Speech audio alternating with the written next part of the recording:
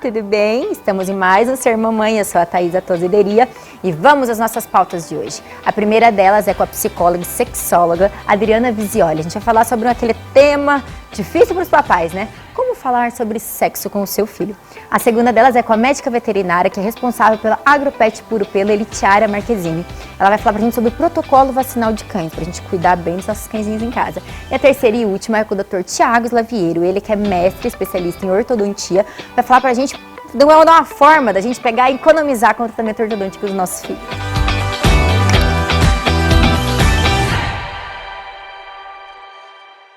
Estou aqui com a Adriana, com aquele assunto que eu joguei em rede social e olha, deu pergunta, hein? Deu pano pra manga. Tudo bom, Adriana? Oi, Thaisa, tudo bem? Que bom que você tá aqui comigo. Obrigada pelo convite. Imagina! É um assunto polêmico, né? É muito polêmico, geram muitas dúvidas. Mas acho super importante a gente falar, né, Adri? É muito importante, porque quando a gente leva a informação e os próprios pais também buscam essa informação, fica muito mais fácil de lidar. Mais leve. Mais leve, porque todo pai, toda mãe passa por isso. Claro. Não adianta, todo filho pergunta, todo filho questiona. E nós precisamos saber lidar, né? E a pergunta campeã, quando começar a falar? Quando começarem a perguntar. Ah, então deixar perguntar. Deixar perguntar. É lógico que se a criança nunca perguntou, liga e uma anteninha de alerta, começa a investigar se essa criança está ficando, às vezes, muito na internet, conversando muito com outras pessoas, o que ela sabe. Vamos colocar ali uma criança mais de 5 anos, 6, 7 anos de idade, nunca perguntou absolutamente nada sobre corpo, porque a parte da sexualidade, a gente pensa que é só a parte do sexo e não é. É a parte corporal também. Né? Mamãe, por que papai tem o pipi e você não tem? O que acontece? Por que meu corpo é assim? Então as crianças começam a perguntar. E muito cedo, quando lá com os seus 2, 3 anos de idade, começa. Pra mãe, assustador. Porque a gente fala, e agora? O que eu vou falar para essa criança? E a Adriana, vem daí a história assim, eu admito, cegonha, sementinha, né? A mãe não pode criar essas ideias, ela tem que diretamente conversar, mas é muito difícil. Eu tô falando que vamos aposentar a cegonha, Ai, coitada gente, da cegonha. A cegonha lá em casa, ela já existe, gente, eu vou ter que matar a cegonha. Aposenta essa cegonha, porque o melhor é falar a verdade, é falar a verdade para essa criança. A história da sementinha tem várias versões. Se eu só colocar assim, olha, é uma sementinha que o papai coloca na mamãe e nasce o bebê, fica muito vago. Assustador também para a criança, ela fica imaginando, né? É assustador. E essa criança pode imaginar milhões de coisas, uma árvore crescendo. O que é sementinha para a criança, né? Sementinha de feijão, sementinha... Então, a criança cria histórias na cabecinha dela. E nós não podemos, na verdade, dar abertura para tudo isso. Responder de uma forma direta. Se for muito pequenininho, por exemplo, lá com 3, 4 anos, começou a perguntar sobre da onde nasce, não é anormal, não se assustem, Não, é normal, é super normal a criança perguntar, porque ela tem curiosidade, ela quer saber de onde ela veio. Pode falar sobre a sementinha, mas fale de um jeito mais afetivo. Não fale mais tão direto assim, é uma sementinha da mamãe, do papai, pronto. Aí, porque normalmente os pais querem fugir. Então, quanto mais rápido falar, sair daquele melhor. Sair pela tangente. Mas explica que é um ato de carinho, de amor entre o papai e a mamãe, que só adulto pode fazer, isso é muito importante colocar. Só adulto pode fazer, que o papai e a mamãe ficam juntinhos, com os dois corpos juntinhos, sem roupa. Adriana, mas tem que fazer um curso para isso, você não quer dar? Né, gente? É na teoria, né? Mas na prática é complicado. Teoria é ótimo, mas na hora é muito complicado. Mas é importante, Thaisa, quando a criança começar a perguntar, eu começar a colocar a informação correta, porque depois ela vai começar a saber qual é o correto, qual é o certo. Ela se sentir enganada, será? Ela pode se sentir enganada, ela pode começar a fechar essa porta de comunicação entre os pais. O papai está tentando falar uma coisa que não é verdade, então eu não vou perguntar mais isso lá, né, mais pra frente. Claro. Por isso que é importante sempre falando a verdade, sempre conversando. Se os pais se assustam com a pergunta, devolva essa pergunta para a criança. Mas, filho, por que você quer saber sobre isso? Aonde você escutou? E falar que é um assunto de adulto, não? Não. Olha eu, gente, tô tentando. Não pode, porque se eu coloco assim, olha, é um assunto ou de adulto, ou quando você crescer, você vai saber, a criança, ela vai investigar, ela vai ver que não é só um outros assunto, meios. Outros meios, e hoje a facilidade está aí, né? Então é importante sim conversar. É lógico, eu não vou ficar explicando para uma criança de 3 anos, Biologia, 4 anos, anatomia. sobre espermatozoide, sobre óvulo, porque a criança não quer saber isso. A criança também quer aquela resposta simples, é uma resposta direta, sim, só que verdadeira. Mas ela é cheia de porquês, não? Ela é cheia de porquês. E quanto mais eu dou abertura, mais lógico que abertura no sentido, se eu deixo a minha resposta muito vazia, ela vai ficar perguntando, ela vai ficar questionando. E aí eu posso não saber responder. Mas aí é uma outra questão, Thaisa, que os pais eles precisam ter essa humildade. Eu não sei responder, filho, filha, eu não sei. Eu vou pesquisar, admitir. Eu vou pesquisar e vamos descobrir juntos o que é. E aí depois a mamãe, depois o papai, eu vou voltar nessa conversa com você. E volta, precisa voltar. Não deixar de ladinho, conseguir Não burlar. deixa de lado. Sabe que já tiveram pais que fizeram isso, foram pro meu consultório, marcaram uma sessão. Agora ajuda. Adriana, o que eu vou falar? Eu acho que eu vou levar a criança lá, não pode? Não. Eu acho que é uma boa fórmula.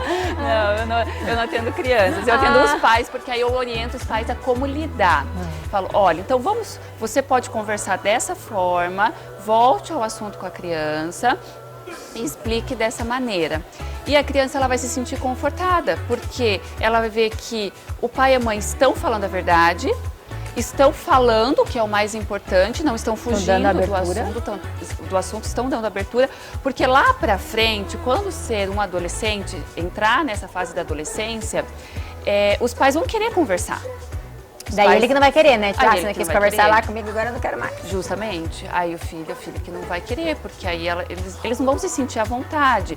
E é um assunto mesmo constrangedor. E é cheio de tabu, né? A gente não devia ter tanto tabu sobre um assunto que é uma coisa que deveria fazer parte, né? Pois é tão natural e causa muito constrangimento, porque a gente fala assim, não é assunto de, como se falou, não é assunto de criança, então eu não vou falar. Mas essa criança vai chegar um momento em que ela vai começar a escutar. Alguém vai falar. Alguém vai falar. comentar. O irmão mais velho, o colega, o amigo, alguém vai falar. Ou É melhor ela estar bem informada, né? bem informada. Quanto mais informação os pais levarem na hora, mais informação assim, eu não vou sobrecarregar essa criança de informação também. Né? O necessário. O necessário. Mas quando essa criança vai perguntando, vai falando, vai dialogando. E sabe que quando eu também me coloco numa posição de não saber, eu faço essa criança também desenvolver uma empatia. Tudo bem, então eu aceito, então vamos sim descobrir juntos. Então é lindo isso, né? Porque aí a criança vai também... Cumplicidade. Isso, justamente. E é uma pergunta que fizeram, eu também achei interessante, Adriana. Quando você vai conversar ou com a menina ou com o menino, é necessário a mãe e o pai estar junto? Ou é mais legal, por exemplo, a mãe com a menina e o pai com o menino? Não é necessário estar sempre os dois. Só que é natural a mãe pender para a mulher e parecido, né? e o menino pender para o pai. Porque justamente é parecido. Agora, tudo vai depender das reações. Se o pai, normalmente os homens têm mais vergonha, né? Então, a menina chega até pro pai, pai, o que é isso? E o pai se fecha, né? Quando vai trocar de roupa. Então, ela também vai bloqueando isso e aí ela vai direcionar para a mãe. Aí é o momento da mãe explicar, né? Eu falo que a naturalidade, até sobre a nudez dentro de casa, precisa ser lidada de uma outra forma. Porque eu vejo muito que os pais, eles querem se esconder o órgão Como sexual. se fosse errado. Como se fosse errado. E não, precisa ser visto como natural. Só que é lógico que precisa ser orientado, instruído essa criança. Que ela não pode ficar sem roupinha na frente de outras pessoas na rua, que é o momento íntimo dela, quando ela vai no banheiro. Isso até com relação à questão da estimulação dos órgãos sexuais, né? Que essa conversa, eu vejo que também tem muita dúvida. Muito, que a gente pode ter outra pauta, né, gente? Interessante. Vai longe, né? Vai Tem longe, tanta né? coisa. Tem muita coisa, né? Mas, Adriana, é muito legal te ouvir, que bom. Deu dicas preciosas aí para todas nós, tenho certeza que serviu para mim. E agradeço o carinho e disponibilidade, viu? Imagina, eu que agradeço o convite, estou à disposição também. Imagina, obrigada. Obrigada a você.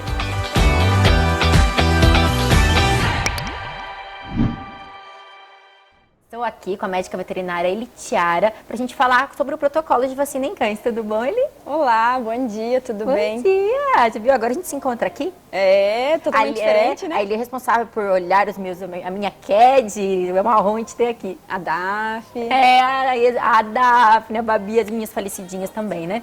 Eli, conta pra gente, qual que é a importância desse controle, de a gente seguir à risca essa vacinação, tanto pra gente quanto pro cão?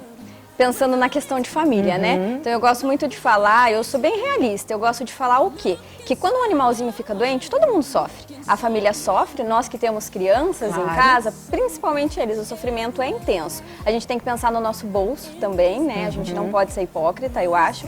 Então o gasto é altíssimo, né? Mas o principal, porque dessas doenças que estão ali no calendário vacinal dos nossos bichinhos, algumas são zoonoses. Então aí que é a maior importância. Dando um adendo para quem não sabe o que é zoonose. Zoonoses são doenças que são transmitidas dos animais para os seres humanos. E quais? Conta pra gente, Eli, o que a gente pode proteger? Eu gosto de falar principalmente da giardia, né? A giardia, para quem tem crianças aí, embora também acometa os adultos, né? Mas para as crianças ela é grave, é a giardíase. Dá dor abdominal, a criança perde o apetite, né? Que a criança está com isso. Essa é a questão. A mãe surta, a mãe fica doente. Então eu gosto de falar, lembrar sempre da giardia, né? Para uma mãe cuidadosa, para um tio cuidadoso, né? Mas a gente tem que lembrar que a giardia também é ruim para o animal. O animalzinho com giardia, por exemplo, ele começa a emagrecer, ele perde o apetite, aí o animal começa a ficar prostrado, né? E daí até também descobrir. Então, por isso é importante vacinar da giardia, por exemplo. Uma das, né? Que tem várias, inclusive, que é por risco à vida do animal, né? A raiva, né? A raiva humana, nós não temos cura. A gente tem tido relatos no Brasil agora recentemente que eu digo de um ano, dois pra cá, em outras regiões. E aqui em Cascavel agora, no período de 2 meses pra cá, nós tivemos caso de raiva em morcegos, na nossa área urbana. Então, é importante vacinar também da raiva. Que você também não está se preocupando só com você e com a sua casa, né? Está se preocupando com todo mundo, né? Exatamente. A gente tem que pensar sempre no meio ambiente como um todo, na população como um todo, e em não propagar, né? Então... E uma coisa que tem aquela lenda urbana que diz assim, o animalzinho ficou velho e não precisa mais vacinar. É mentira, tá? Então a gente tem que pensar e a gente tem que lembrar que os idosos, os mais velhinhos, eles precisam estar com a imunidade boa.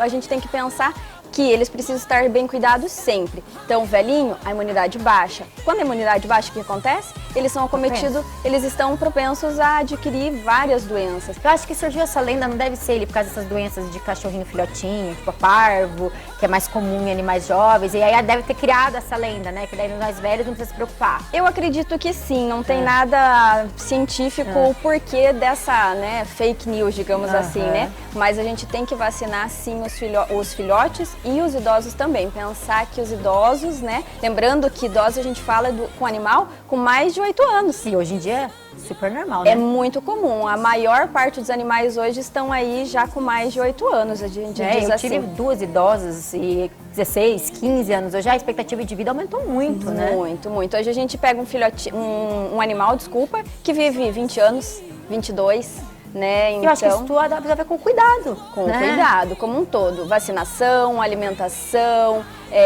ambiente, né? Então, como um todo, cuidados no geral. Pergunta que rolou lá do Insta. Perdi a carteirinha de vacinação. E aí? Não tem problema, né? Eu sempre falo assim, a carteirinha é um documento, é a identidade do animal. Mas o mais importante é fazer a vacinação. Só que, logicamente, você sabe a data que você fez a vacinação? Se não fosse a Eli na minha vida, tava lascada, gente. Então, não tem problema. Perdeu? Ótimo. Vamos vacinar, não precisa refazer o protocolo vacinal, mas a gente faz uma nova carteirinha, não tem problema. Mas o importante é saber que uma vez ao ano tem que vacinar o animal já adulto, né? Então, fazer o reforço das vacinas. Então, esperar um tempinho para dar o protocolo e também, se quem sabe, dar um pouquinho menos de tempo, não vai fazer problema, né? Não tem problema. A gente não vai fazer 3 meses antes, né? Mas, eu fiz a vacina em, acho que foi julho ou agosto? Agosto vacina. Já tem mais ou menos um período período, entre aspas, pra gente saber quando dá de novo, né? Isso aí. E é legal que tem lugares também vocês lá que dão o banho na CAD, que vocês também fazem esse controle pra gente, né? Isso, nós fazemos esse controle, né? Então o animal vacinou, a carteirinha vai com o dono, mas a gente tem no nosso sistema a data certinho. Deu o reforço anual, a gente liga. Thaísa, venceu a vacina, vamos fazer? Aí ajuda muito, muito. É. E aí já vem vacinadinho, uma Já belezinha. tomado banho. Não precisa a mãe, entre aspas, a mamãe do cachorro, sofrer com a agulhada dele, né? Já vai com o vermífugo, exatamente. É só cuidar em casa. Obrigada, Thaili. Obrigada pelas informações. Eu que agradeço o convite. Precisando de novas dicas, é só chamar. Imagina, obrigada.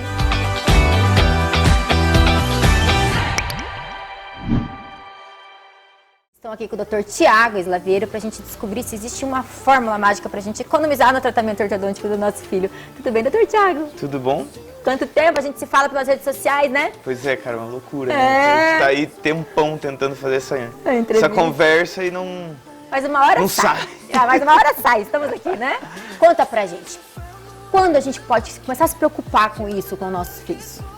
Então, quando eu criei esse título, existia uma dúvida sempre, todo pai vem pra mim e fala assim, tem que esperar cair o dente de leite, né, que é o descido, precisa trocar os dentes. E aí, a preocupação tem que ser assim, quando o problema for diagnosticado. Portanto, tem que ser um bom profissional que vai olhar o seu filho, você tem que levar. Mas né? é visível? É outro questionamento que eu levantar. Você consegue ver assim, não, acho que tá torto, preciso levar ou não? Aí, ó, já falou o que todo pai fala. Acho que tá torto. Aí é que tá o erro. Sabe por Não quê? tem que esperar. Porque o pai vê o dente torto. Mas quando é uma criança, a gente não tem que ver o dente que tá torto. A gente tem que ver o osso que tá crescendo. Eu sempre, quando vem um pai pra mim, eu falo assim, olha, não importa se o teu filho tem dente torto ou não agora. Se ele tem 8, 9, 7, 4, 10. Isso não importa. Não importa é que a estrutura óssea que vai suportar os dentes tem espaço suficiente para que um dente que está torto possa ficar reto depois. Então, entre aspas, a gente vai cuidar do que está por vir. Exato, você cuida, você cria o crescimento para depois, facilmente, com ortodontia, muito mais tranquila, muito menos chata, sem quase nada de dor, alinhar os dentes que estavam tortos. O que acontece, Thaísa? Os pais, eles acham assim, meu filho tem dente reto, não vou levar agora. Só que ele esquece que teu filho pode ter o dente reto, mas ele pode ter, como a minha filha, quem acompanha meu Instagram, vê lá, ela tem o queixinho retraído. Ela tem pouco crescimento aqui, então eu já sei que eu vou ter que tratar ela, mesmo que ela tenha dente reto. Porque se eu não tratar ela na hora certa, depois ela vai ter que ser operada quando ficar adulta, entendeu? Você já evita um negócio muito mais grave, então, né? Sim, por isso que eu falei. Como economizar no tratamento do seu filho? Você tem que ter consciência de que existem duas fases. Uma fase é crescimento, onde eu não me importo se o dente está reto, se está torto, sei lá, entendeu? Se ele está para cá, tá para lá, não me importa. Tomar cuidado. Outra fase é o dente, aí a gente vai fazer ortodontia. Então é ortopedia, onde a gente cresce a criança para que os dentes se alinhem depois na ortodontia. Porque normalmente a gente vê, né, só quando o problema já está causado, né, a pessoa ir lá tratar. Então, se a gente pode antever isso, né, é uma fórmula boa, né? Na maioria das vezes, os pais levam com 12, 14, 16 vezes, 16, 17 já é tarde. Então, tem problemas que eu preciso resolver que se tornam muito mais agressivos, dolorosos e às vezes não tem como resolver mais. Então, tem que extrair dente, tem que fazer outras mais estratégias, invasivos. muito mais. Por quê? Porque não houve crescimento certo. Então não foi dada aquela atenção naquele momento. E aquela lenda que fala, eu não vou colocar aparelho cedo porque depois vai voltar tudo. Então, aí tem pais que levam pra mim, que falam assim, mas o teu filho não precisa trabalhar crescimento. Não é a hora de tratar ele agora, então você me traz ele daqui 3 anos, por exemplo. Aí eu vou tratar ele com ortodontia. Então vai do bom senso do profissional conseguir guiar o paciente dessa forma. O que acontece? Tem muita gente que trata e aí não acompanha durante o crescimento, ocorrem recidivas. Esse negócio de voltou tudo não existe, mas existe uma tendência genética, por exemplo, minha filha, ela tem uma tendência genética a ter aquele queixo curto. Se eu não acompanhar ela e tratar ela com 10 anos e soltar ela, pronto, tratou, tchau. Ela está crescendo, ela vai crescer até quanto? Até 16? Muito tempo, né? Então, esse crescimento precisa ser acompanhado. Precisa ter uma conduta correta frente aos pais para a gente poder orientar.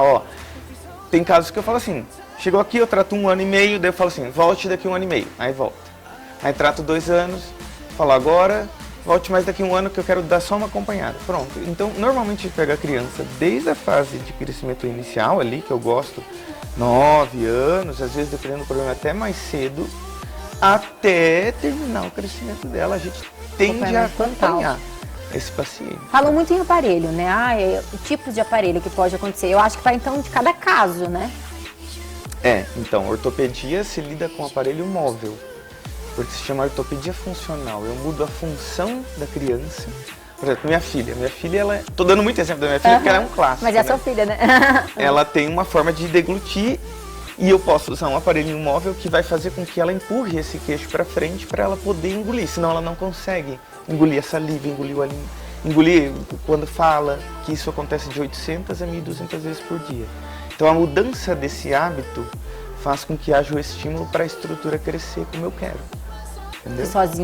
Que sozinha não faria, porque a musculatura não está adaptada a essa nova postura que eu tô criando. Então o fixo vai lá mais pra frente. Fixo é depois. Agora, se você pega uma criança com 11, 12, que não teve acompanhamento de crescimento, que tem um problema sério, grave nesse sentido, aí você tem que pôr fixo logo. Tem crianças que eu começo com fixo com 10 anos, porque eu tenho que resolver com fixo o que eu não consegui resolver antes, porque eu não tive oportunidade, ou a criança não colaborou, ou o pai não levou. Entendeu? Então a conduta seria se prevenir, cuidar desde sempre para diminuir problemas ou evitar problemas muito mais graves lá na frente. É o que eu sempre falo assim, ó, pensa comigo.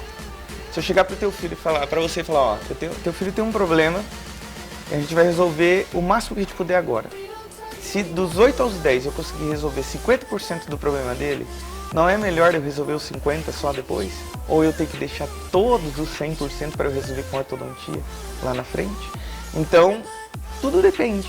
Precisa ter acompanhamento. Assim como você não vai no médico, você vai no médico, leva seus filhos no pediatra, tudo certinho. É a mesma coisa. O problema é que existe um falso entendimento. E tem que esperar ou visualizar. Isso, por quê? Porque os pais às vezes pensam assim, poxa, eu vou lá naquele cara vai me enrolar, vou gastar dinheiro à toa, porque não é a hora. Então você tem que procurar um profissional esperando que o problema imediato, né?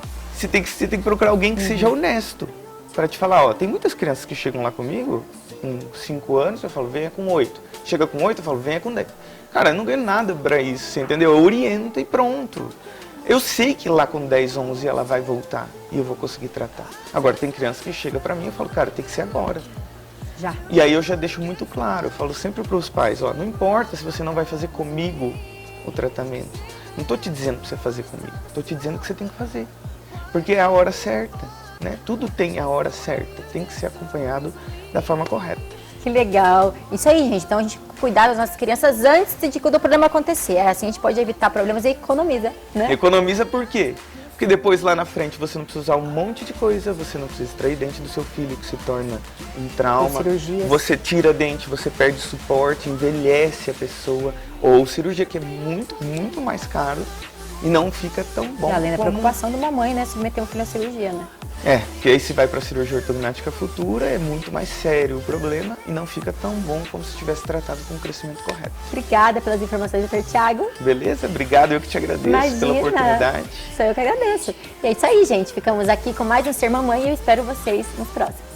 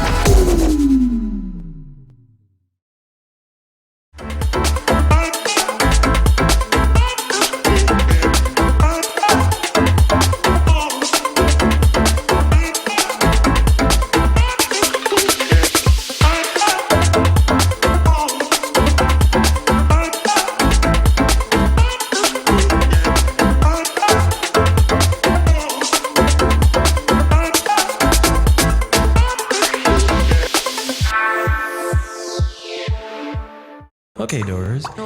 Swing me.